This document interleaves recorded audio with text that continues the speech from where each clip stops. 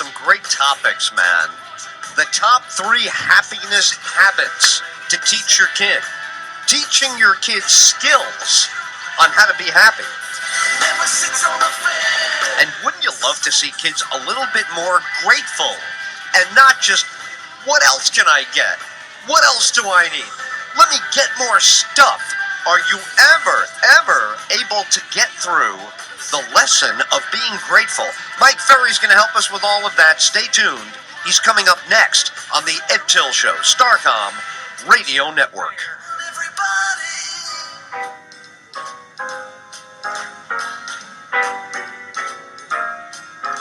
Breaking news, weather, and Wall Street coming up on Starcom Radio Network, AM/FM stations all across America. Breaking news now on the campus of UCLA in Los Angeles. Two people, we can't say students yet, 2 people are confirmed dead in the campus shooting. This is an ongoing crime scene at UCLA. Federal authorities, local and county, all coming together to get the shooter.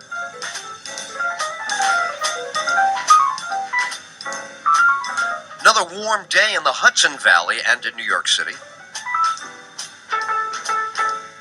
We'll recap Wall Street a little bit later.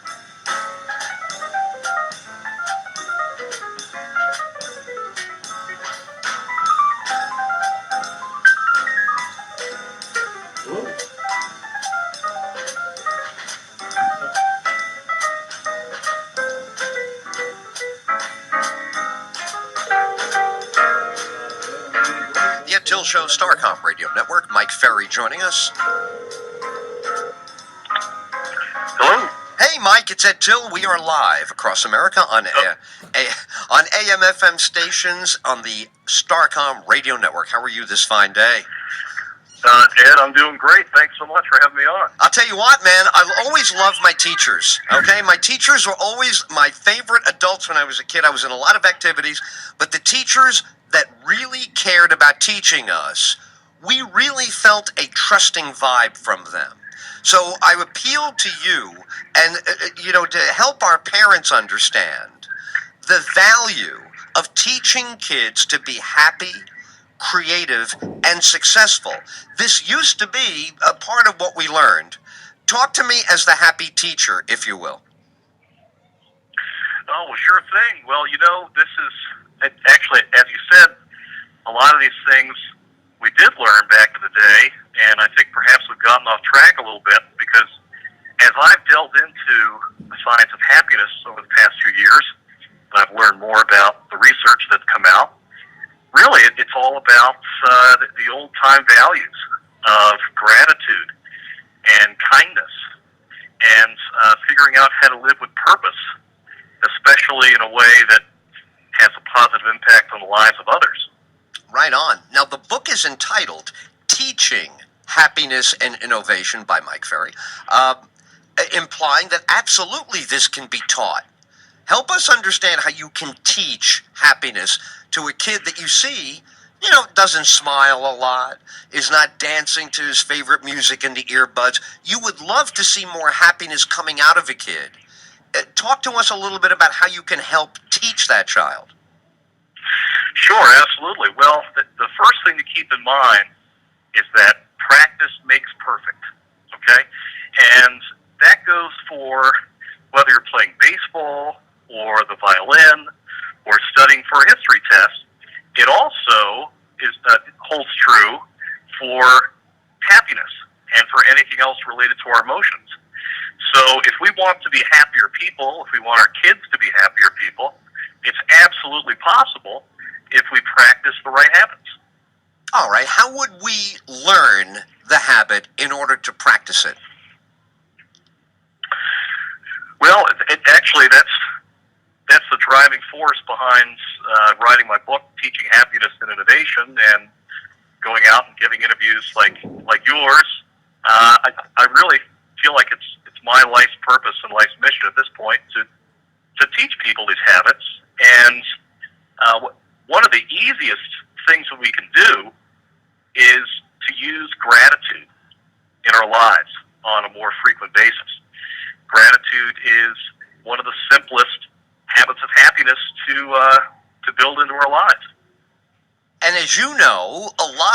us in my demographic, right, 50s and 60s, look at an 8-year-old, a 10-year-old at a family gathering, and your heart breaks a little bit because you say, it doesn't even look like they understood the birthday present or the party.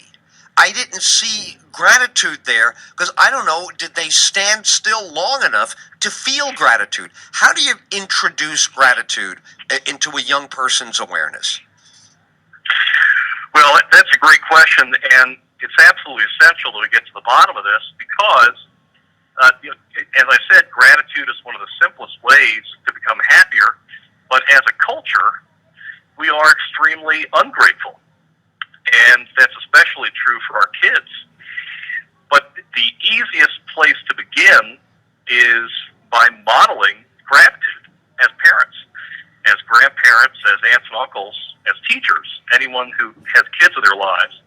If we just get the habit of focusing on the good more often, then our kids will learn from us because they're always learning from us, whether we want them to or not. Right, exactly. Whether we like it or not, we're teaching in all that we do in front of them. Well, here's a good example. I'm sure a lot of people, you might even identify with this experience as well, Mike. When you were a kid, didn't your mom make you write thank you notes after your birthday for all your presents? Did you write thank you notes in January for all of your Christmas presents that came from out-of-town aunts and uncles?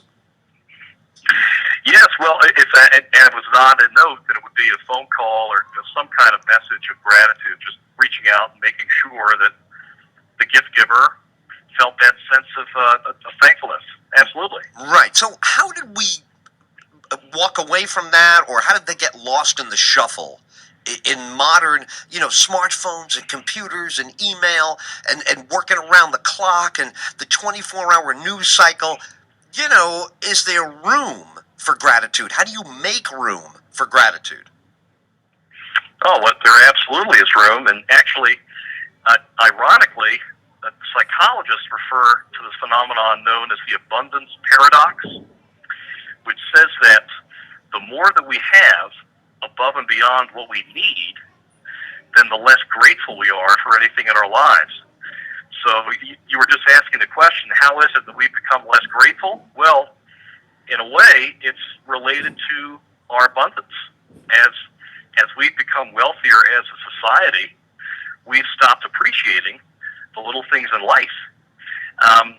But we can turn that around as parents, as grandparents, aunts, and uncles. We can help our kids become more grateful by making it a daily sort of thing that we focus on. And actually, if your listeners want a very simple way to do this, I would suggest that you just get a stack of Post-it notes, and in your kitchen, you can create a gratitude wall using Post-it notes. So every day, just write down one or two things that you're grateful for, or draw a picture, and put it up on the gratitude wall in your kitchen. And as you pass that wall, you'll constantly be reminded of the good things in life, and gradually that sense of gratitude will set in. You said something and actually communicated it to me in writing as well. But we all recognize this great phrase, but you coined it perfectly. Is your kid wired to whine? Even if mom and dad are not whining, every television show, every news bulletin, every entertainment plot has an element of whining. And the bad news that I see, maybe you can correct my perception on this, when I was a kid, whining never was rewarded. Today, it's never not rewarded. I'm in this group and you insulted me. You said this near me at work. The whining reflex is in great shape. That thing is getting worked out every day.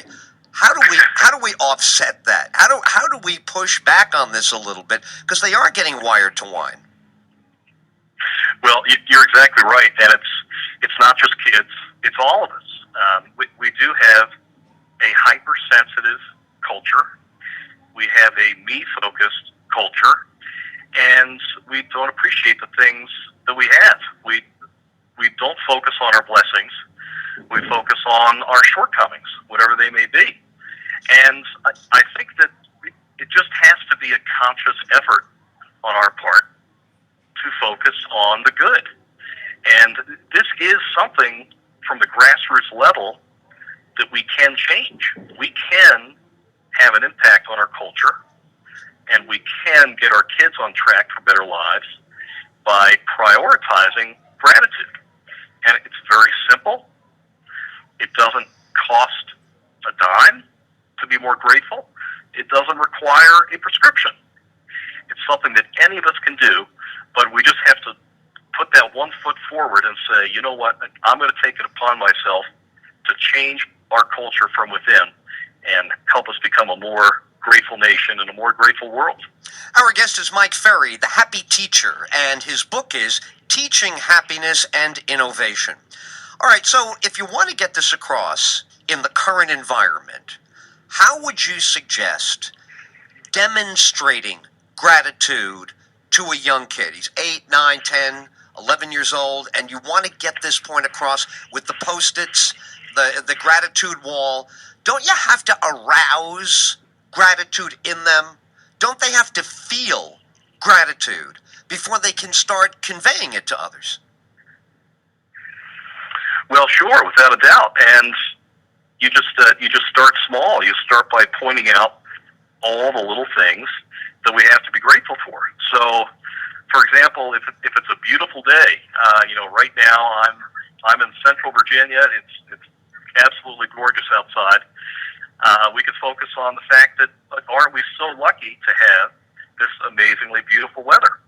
On the flip side, if the weather is bad, if it's raining, we can say, well, sure, it's raining outside right now, but aren't we lucky that we have precipitation?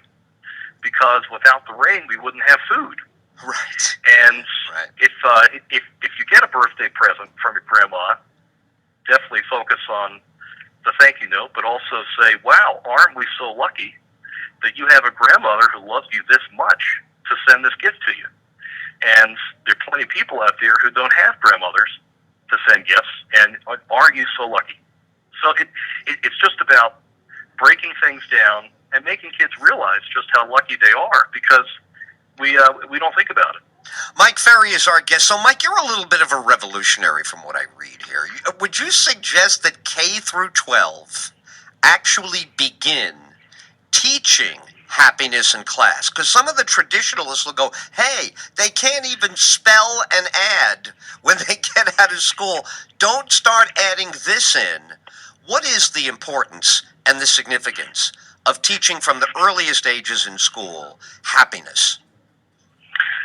Well, that's a great point, because as a teacher, I can share the frustration and trying to add on one thing after another. But really, if you look at the purpose of education, and we ask ourselves, why are we doing this? Why are we having kids go to school from a very early age all the way through 18 and then through university and so on? What's the point? And I think that what we're doing is we're creating the next generation. And do we want that generation to be one that has emotional well-being and one that has health, whether it's mental health or physical health? Do we want our future to be safer, more prosperous, and more sustainable? And if the answers to these questions are yes, then we really can't afford not to teach the habits of happiness. Because if we stay on the current course, then it's only going to get worse. We're only going to be less grateful and more acrimonious towards people who are different from us. And we need to start as early as we can getting kids on track with understanding where emotional well-being comes from and how to create it. Mike, I have to say, it's a really refreshing point of view. I understand why the Washington Post, the Huffington Post, the Christian Science Monitor, the Richmond Times-Dispatch, and so many other media are happy to share this with their audience. I am equally enthusiastic about it. Do you mind I'm going to run through these stats here. and you can kind of flesh them out for us a little bit. 54% of college kids extremely anxious. 30% of college kids extremely depressed. 1 in 4 Americans mentally ill. 17% of high school students considering suicide. 47% of American jobs may be automated within 20 years. That is a tough list. So help me a little bit here. Can teaching happiness and creativity turn this around? Well, absolutely it can. And actually, if we start with that last statistic, the 47% of jobs may be automated within 20 years. When I learned that a few years ago, my jaw just about hit the floor, because we're talking about half of jobs in our country evaporating within the next generation. What are we going to do? Those of us who are adults currently, what are we going to do? And with our kids, what kind of future are they going to have? So it's more than ever, it's absolutely vital that we focus on teaching creativity, which we can do. And actually, if we teach habits of happiness, we'll be killing 2 birds with 1 stone, because the happier and more relaxed and less stressed your brain is, the more creative you're likely to be. That's the case on the creative front, but those other statistics you read about being mental sad. health, I mean, they're just sad. Everybody, 54% of college kids extremely anxious. These kids are upset, right? And that's a lot of upset kids. 30% with depression, extreme depression. These are sad situations. So what is the antidote to the, right now as you and I are speaking, there's a shooting going on at UCLA. There's wars on television every half hour. The political discourse has become so disagreeable and contentious. We certainly need to not be sad, but we're bombarded with factual data that is saddening. Can you talk about that a little bit, pushing back on sadness and turning it into happiness? Sure. Well, and this has to be the hardest time in the history of the world to be a parent, for so many different reasons. And with the 24-hour news cycle and all the horrible things that are going on in the world, it's really hard, if you're plugged into current events, to avoid depression. Right. But one thing we have to do is to turn the TV off from time to time, turn off the radio, spend less time focused on all the evil things that are happening. There certainly are many, but there are also many wonderful, warm, caring, thoughtful, considerate people out there, and there are countless acts of kindness that are going on all the time. So it's really about limiting all of the negativity on the input side and maximizing, thinking about the good in our lives, because there really is tons of good, and the bad drowns out the good often. But we need to push back on that, for the benefit of our kids and right for on. ourselves. Right on. We need to create the kind of world that we want. If we continue on this path, we're just going to kill each other. Republicans, Democrats, Hindu, Muslim, Christian, Jewish, all of these dividing lines that we've established, we need to figure out how to work through this and actually have a common culture. Wow. And it has to happen around these habits of emotional well-being. This is the bedrock. This is how it's going to take place. Right. Dude, you are the man. I wish I was lucky enough in middle school to have you for history. History is such a great jump-off point, right? I mean, you can use so many examples from generations, literally hundreds of years ago, to teach. And I guess we have seen in the timeline of history the happiness curve ebb and flow, right? You can look at your Middle Ages, you can look at your Enlightenment, you can look at the years of revolution with the French and us, you can look at the Industrial Revolution, and you can look at the Information Age. And happiness ebbs and flows along the way, does it not? Well, yes, I would say that happiness ebbs and flows, and also we can look at history and we can use history as a tool to increase our own happiness. Because really, when you look at the history of the world and you compare where we've been to where we are, you realize just how amazingly fortunate we are to live at this current time in history. Just think about how different life would be without antibiotics, for example. There's something we take for granted. If my wife and I have 4 kids, so we spend a lot of time in the doctor's office, often with strep throat. But that's something that is very easily cured in this day and age. But 100 years ago, 150 years ago, strep throat was actually a death sentence for people. Wow. But again, we don't think about that. We take so much for granted in this age of abundance that we've lost touch of just how lucky we are. Well, I'll tell you who's lucky. Your 4 kids and those kids in class with you and your wife and family. Because I will tell you, it takes a little bit of courage, maybe a little bit more than a little bit, to stand up for happiness and to tie together creativity and innovation for kids. It really is a bold stance, my friend. I'm looking forward to having you back on the show, and I can tell you 2 dates to tentatively put on the calendar. We are going to have you on the way into Thanksgiving, and we are going to have you on the way into Christmas, because you are promising. I can't wait till those interviews, because I want to know why Christmas makes kids less happy, and that there are happy foods to serve at Thanksgiving. You're a terrific teacher, man. You've taught us a lot today. It's been a real pleasure having you on the show. I want to get people to your book, and it's very easy. Go to the website happinessandinnovation.com. You can email Mike at happinessandinnovation.com. And where else can they get it? Is it available on Amazon?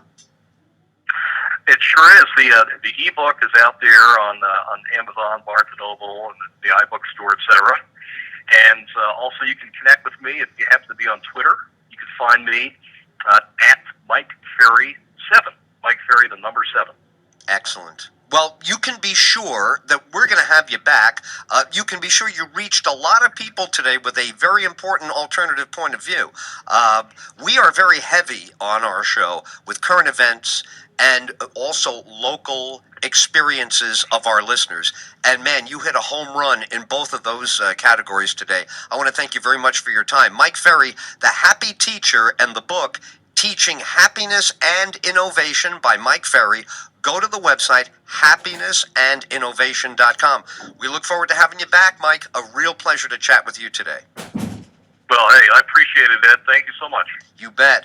Mike Ferry, and a terrific topic. Unfortunately, we have to go right back to what's happening at UCLA. So again, we want to thank Mike for helping us with happiness on the campus of UCLA. Not so happy today. Inside the engineering building in the heart of campus, could the shooter be out there, or could one of the shooters be the victims? So much unknown at this point. Quick break. We're back after this. Your heart loves omega-3s. The omega-3s is going to be about you. Talk, baby. I say what I think, and then who's ever offended, You treat people like they're morons. let them be offended. Talk radio is crazy. I am so intellectually stimulated. I'm going to have to go run 10 miles before I can fall asleep tonight. What's wrong with you people? What planet am I on? Better watch out. Man is gonna strip you